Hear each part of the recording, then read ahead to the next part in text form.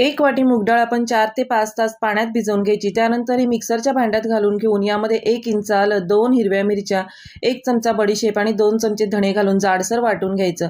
आता यामध्ये 2 ते 3 कढीपत्त्याची पाने या पद्धतीने आपल्याला तोडून घालायची आहेत। मुठभर कोथिंबीर चिरून घालायची, पाव चमचा हळद, चिमूटभर हिंग, चवीप्रमाणे मीठ आणि चिमूटभर खायचा सोडा घालून हे सगळं मिक्स करून घ्यायचं। अगदी शेवटला यामध्ये आपण एक बारीक चिरलेला कांदा घालून घेतलेला आहे। कांदा आपण सुरुवातीला घातला नाही कारण हे मिश्रण पातळ होण्याची शक्यता असते, कारण कांद्याला पाणी सुटतं। आता हे मिश्रण आपल्याला 2 ते 3 मिनिटं छान फेटून घ्यायचं।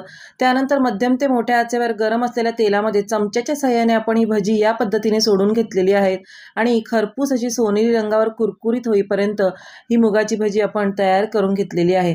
अशा पद्धतीने आपण मुगाची भजी तयार केली की ती अजिबात तेलकट होत नाही आणि थंड झाल्यावर देखील कोरडी पडत नाही आणि हिचा घास देखील बसत नाही। तर अशाच नवीन नवीन रेसिपीसाठी चॅनलला सबस्क्राईब करा।